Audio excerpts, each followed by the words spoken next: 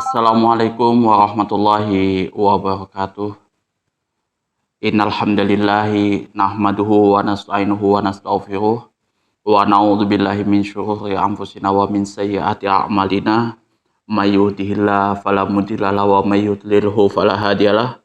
Asyhadu an la ilaha illallah wahdahu la syarikalah wa asyhadu anna Muhammadan abduhu wa rasuluh.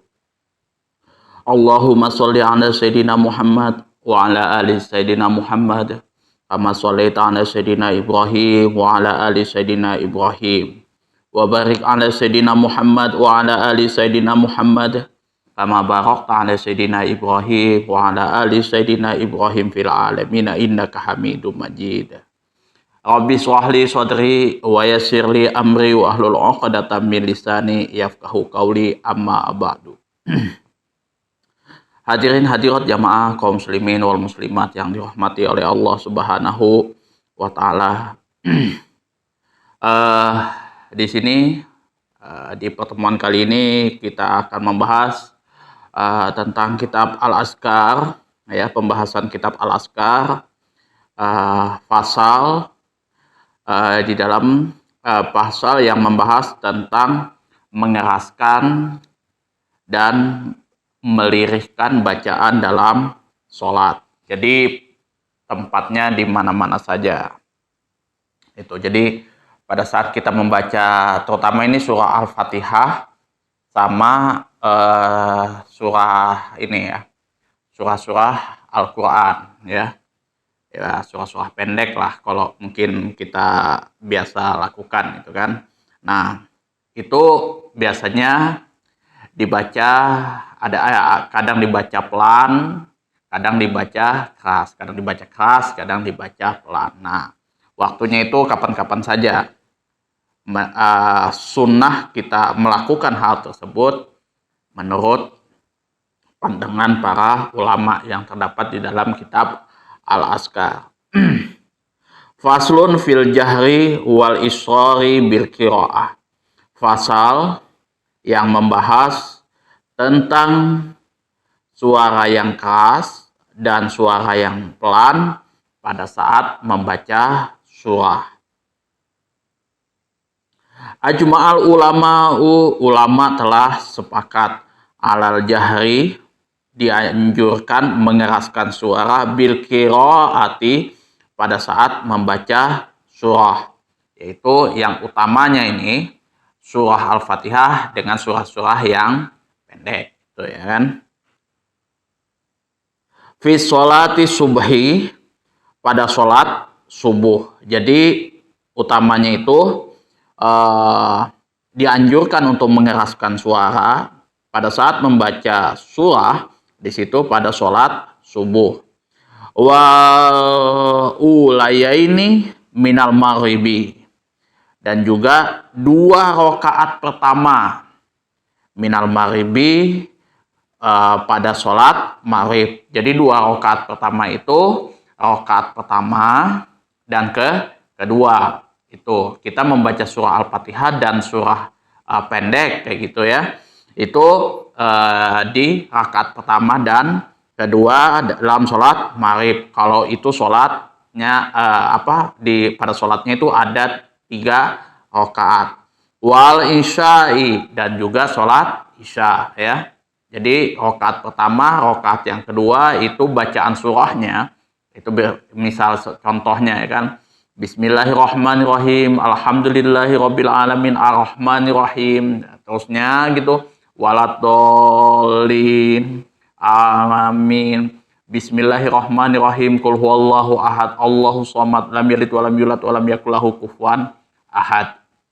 Seperti itu. Nah, lanjut lagi nanti di rakaat kedua itu bacaan Al-Fatihahnya juga keras. Kemudian misal surah apalagi? Misal surah An-Nasnya juga keras.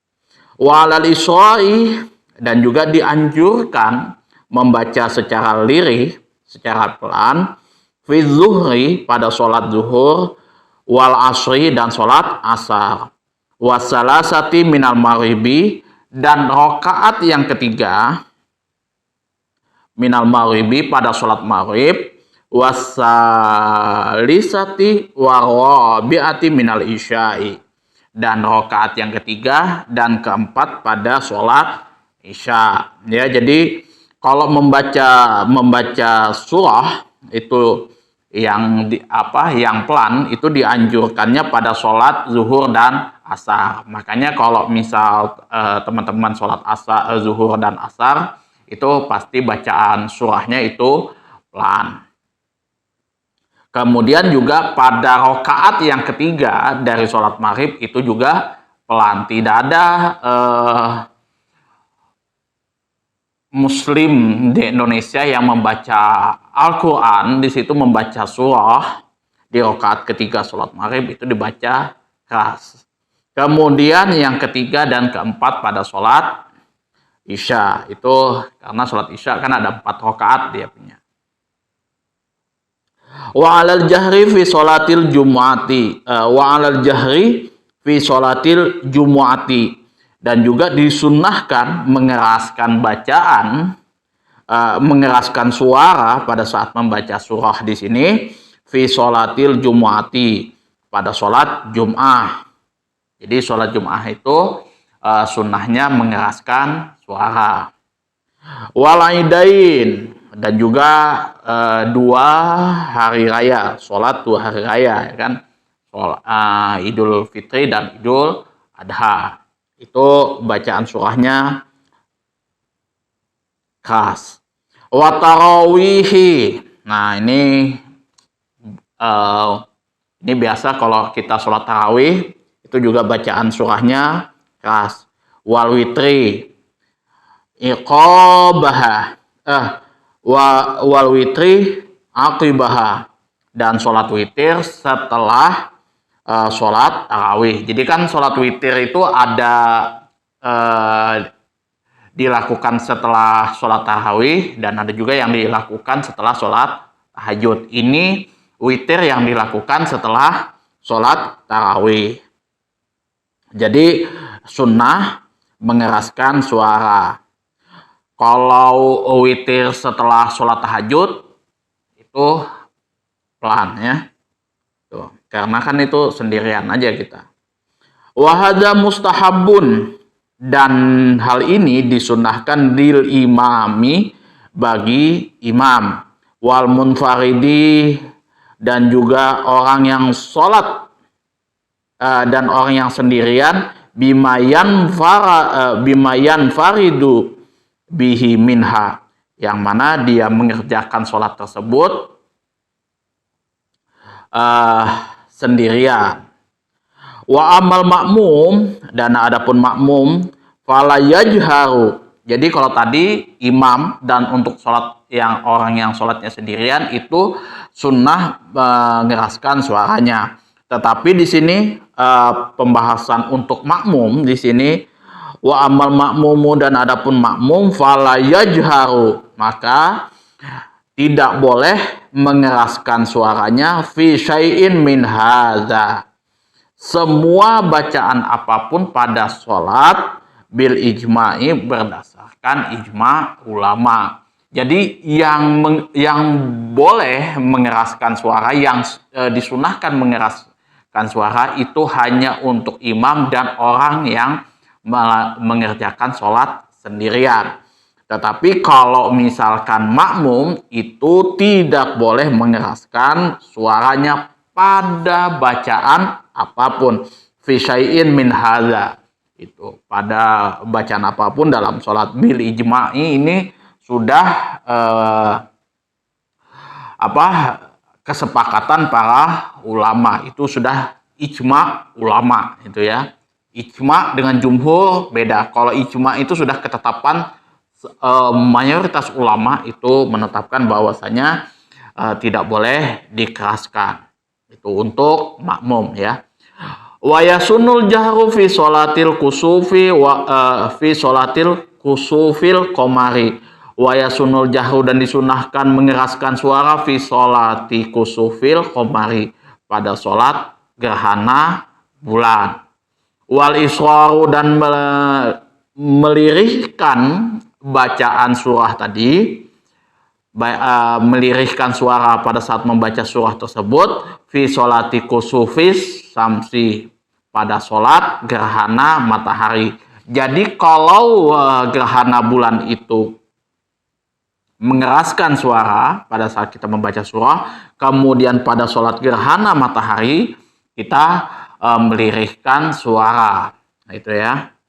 Wa yajharu fi sholatil istisqa, dan juga disunahkan mengeraskan suara pada sholat istisqa. Wa yusiru, dan juga disunahkan untuk melirihkan suara fi sholatil janazah. Iza shollaha finnaha. Jadi kalau misalkan kita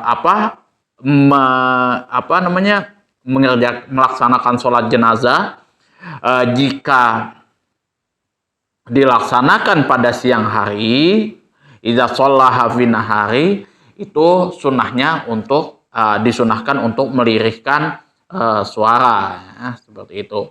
Wa kadza idza shallaha bilail ala sahihil muhtar, dan demikian juga kalau misalkan dilakukan pada malam hari, ini menurut pendapat sahih, pendapat yang sahih yang terpilih. Jadi untuk sholat jenazah itu baik itu dilakukan siang hari dan malam hari, itu tetap sunnahnya melirihkan suara. Jadi tidak keras suara imam pada saat membaca surah Al-Fatihah dan surah yang lain di situ. Wala yajharu fi nawafil, dan tidak boleh di sini atau tidak disunnahkan yajharu mengeraskan suara fi nawafil pada saat melakukan sholat sunnah an-nahari, pada siang hari, ghairu ma zakarnahu minal aidi wal istisqai. Jadi selain dari apa yang telah kami sebutkan di sini, terkecuali di sini sholat id dan sholat istisqa. Jadi misalkan sholat duha, itu kan sholat sunnah yang dilakukan pada siang hari itu, pada siang hari, walaupun itu pagi-pagi ya kan, tapi itu maksudnya siang hari. Nah, maka tidak disunahkan untuk mengeraskan suara. Kemudian sholat sunnah apa lagi? Sholat sunnah rawatib, ya. Sholat sunnah rawatib sebelum dan sesudah sholat zuhur, sebelum dan sesudah sholat asar, itu juga tidak disunahkan untuk mengeraskan suara. Waqtalafa ashabuna fi nawafilil lail, dan teman-teman kami di sini, teman-temannya Imam Nawawi di sini, berbeda pandangan fi nawafilil lail, pada sholat sunnah yang dilakukan pada malam hari. Sholat sunnah yang dilakukan pada malam hari. Fakila, di sini ada yang mengatakan la yajharu, tidak disunahkan mengeraskan bacaan.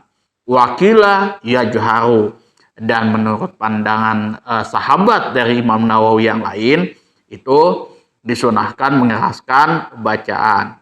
Wasalisu, dan adapun pendapat yang ketiga di sini, wahwa ala asahu, adalah pendapat yang paling sahih. Ini menurut Al-Imam Nawawi. Wabihi kota al-Qadil Husain wal Baghawi.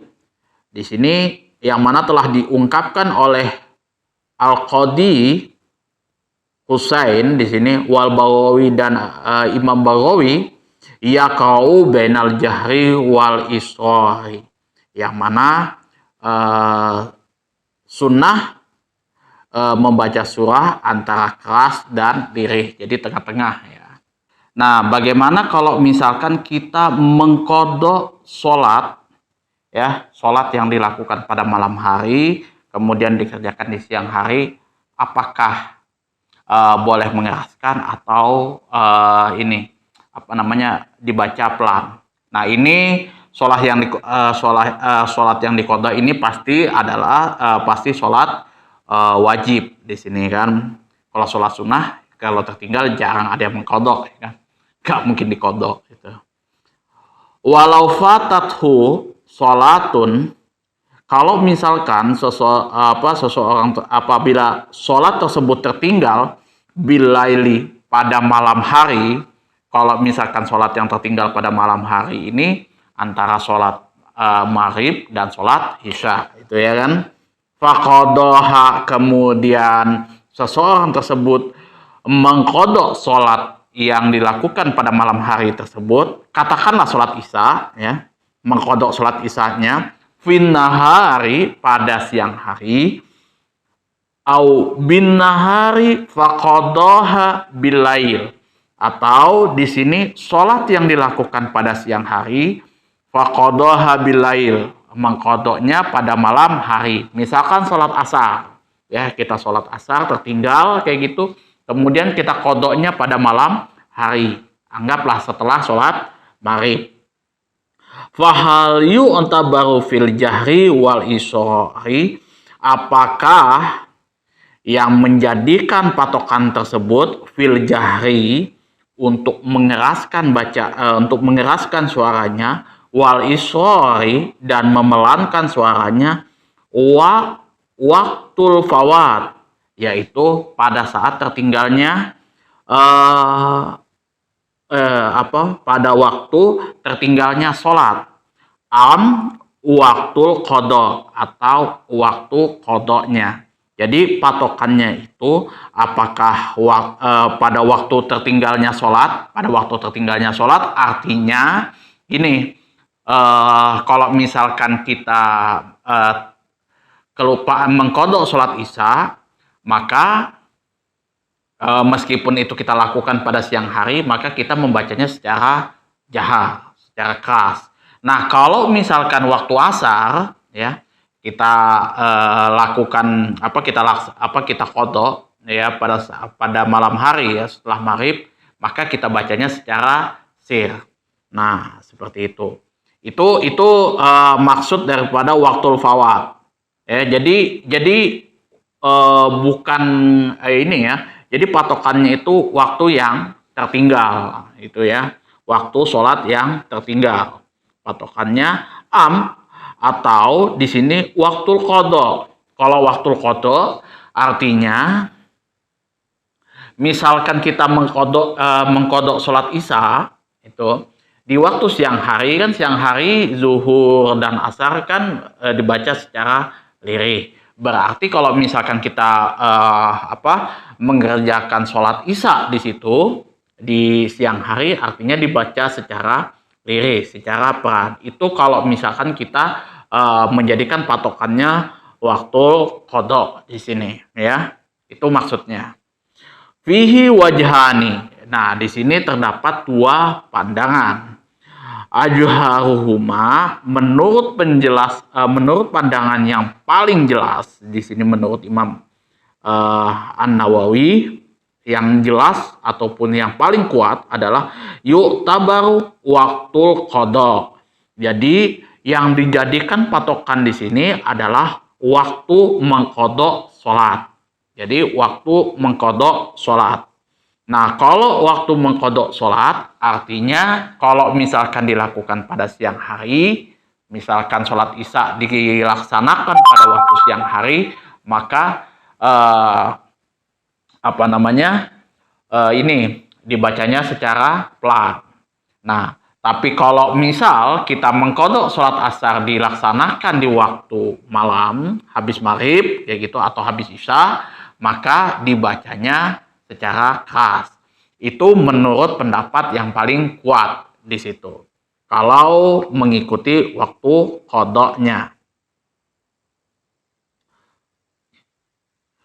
Wakila yusiru mutlaqan. Ada juga yang mengatakan itu dibaca sir secara mutlak. Ya, dibaca pelan secara mutlak.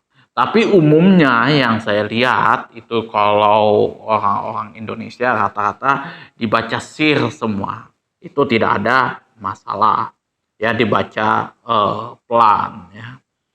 Walaupun itu ya kadang dengan perasaan malu juga kadang kan.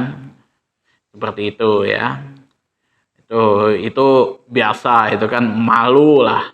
Itu kan kalau saya dulu ya pernah itu sholat ini ya, sholat kodok, terutama itu sholat ini, sholat subuh itu waktu mondok itu kan jam-jam 8 itu sholat, dikira teman saya kan sholat duha gitu kan, saya langsung wudhu itu, kemudian Allahumma hdini fiman hadait wa afini fiman afait wa tawallani. Sudah kata teman saya itu bukan sholat duha itu sholat subuh tapi dikotok.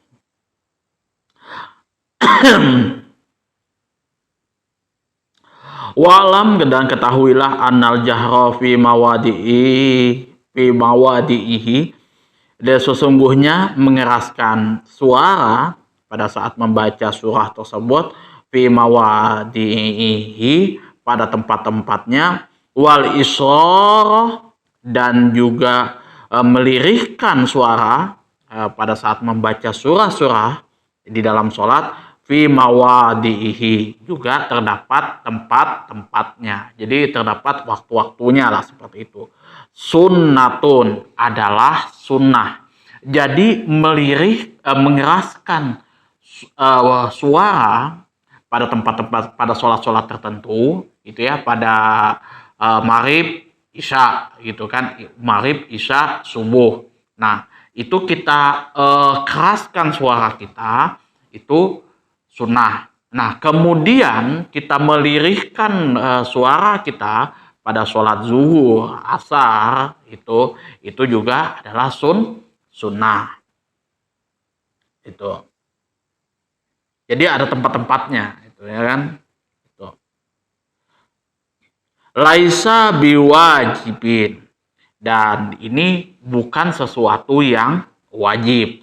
Falau jahar maudi'al israri, kalau misalkan seseorang tersebut mengeraskan suaranya pada waktu atau pada tempat yang mana di situ mesti atau biasanya dipelankan suaranya di situ, au asaro maudi'al jahri, atau memelankan suara pada waktu atau pada momen sholat yang mesti harus dikeraskan suaranya, fasolatuhu sohihatun, maka sholatnya tetap sah. Walakinna irtakabal makruha karohata tanjihin, akan tetapi orang yang melakukan perbuatan tersebut ya, melakukan sholat tersebut dihukumi makruh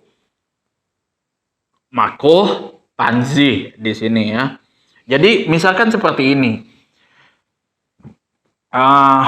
pada saat kita melaksanakan sholat isya nih kan, sholat isya ya kan, rakaat pertama dibaca keras, rakaat kedua dibaca keras ya, Al-Fatihah sama surahnya gitu ya, itu dibaca keras. Kemudian rakaat ketiga ini dibaca keras juga.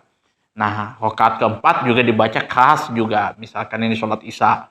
Nah, maka sholatnya tetap sah, akan tetapi makruh. Begitu juga misalkan sholat zuhur, asar, kayak gitu kan. Semuanya dibaca keras misalkan. Itu juga tetap sah. Atau sholat maghrib misalkan dibaca pelan kayak gitu, itu juga tetap sah. Itu tapi makruh tanzih di situ. Jadi sunnahnya itu kita memelankan dan mengeraskan suara pada tempat-tempat yang sudah disesuaikan oleh ijma ulama di situ ya. Ini sudah kita bahas secara runtut ya, itu pada rokaat apa saja yang disunahkan untuk mengeraskan suara membaca surah di situ ya. Kalau yang pertama, kalau misalkan kita melaksanakan sholat maghrib itu ya, sholat maghrib itu rokaat pertama, rokaat kedua surah Al-Fatihah sama surah yang lainnya itu dibaca keras. Itu rokaat ketiga itu dibaca pelan. Kemudian sholat isya itu rakaat pertama, rakaat kedua dibaca khas. Nah, itu rakaat ketiga dan keempat dibaca pelan. Kalau subuh dua-duanya dibaca khas.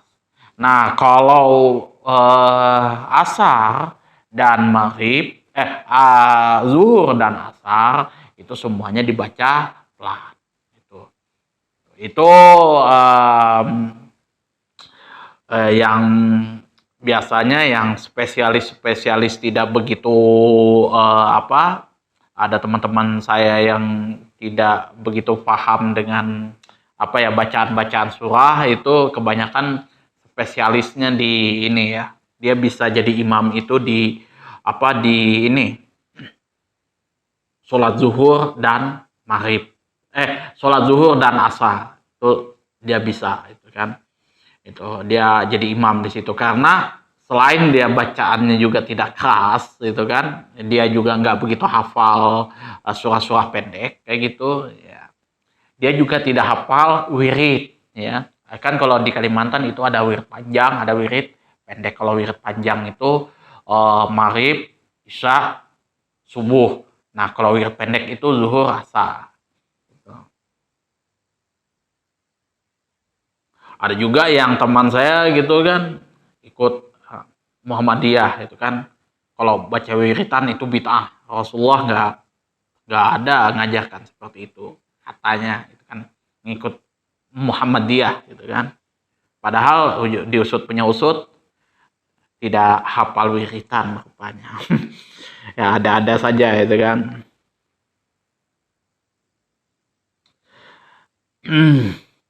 Wala yasjudu lisahwi, dan orang yang melakukan hal tersebut, jadi yang memelankan suara pada sholat yang dibaca jahar atau menjaharkan, mengeraskan suara pada bacaan-bacaan sholat itu ya, surah-surah itu, surah-surah pada sholat-sholat yang mesti harus dibaca pelan di situ, itu tidak perlu sujud sahwi. Waqad qabdamna, dan kami telah menjelaskan di awal, anal isra, sesungguhnya memelankan suara, fil qiraati, pada bacaan, wal askari, dan zikir-zikir, al masruati, yang telah disyariatkan fi sholati, di dalam sholat, la budda fihi, wajib atau harus, min ayyus mi'a nafsahu, dapat didengar oleh dirinya sendiri. Jadi kami telah menjelaskan di sini bahwasanya kalau misalkan seseorang tersebut sesungguhnya memelankan, membaca suara dengan diri, melirihkan suara pada bacaan surah-surah tersebut dan zikir-zikir yang sudah disyariatkan di dalam sholat, itu wajib didengar oleh kuping kita sendiri. Nah, di situ fa'ilam yusmiha min ghairi aridin, kalau misalkan seseorang tersebut tidak mendengar bacaan suara pada bacaan surah-surah dan zikir-zikir tersebut, itu tanpa adanya penghalang, lam tasihha qiraatahu wala dzikruhu, maka tidak sah bacaan surah-surahnya tersebut dan zikir-zikirnya. Zikir-zikirnya ini apa saja sih? Nah, zikir-zikirnya itu seperti subhanallah,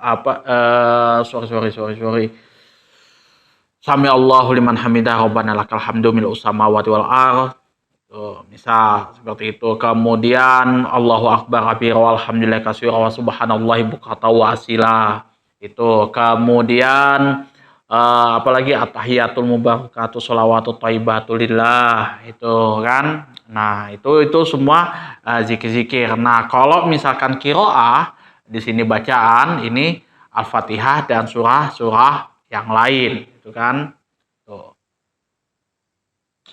Itu lam tasihha qiraatahu ala zikruhu zikruhu, maka tidak sah seseorang tersebut membaca bacaannya dan zikirnya. Itu saja yang dapat saya sampaikan, kurang dan lebihnya saya mohon maaf yang sebesar-besarnya. Apabila ada kata-kata saya yang keblibet, mungkin ada yang salah atau apapun, itu nanti teman-teman bisa koreksi ya. Saya mohon maaf yang sebesar-besarnya, tidak sesuai dengan ekspektasi teman-teman. Kemudian apabila ada koreksi, saran, masukan, kritikan, atau pertanyaan baik di konten ini atau konten-konten sebelumnya, silahkan diatur di kolom komentar. Akhirul kalam, wabillahi taufiq wal hidayah. Assalamualaikum warahmatullahi wabarakatuh.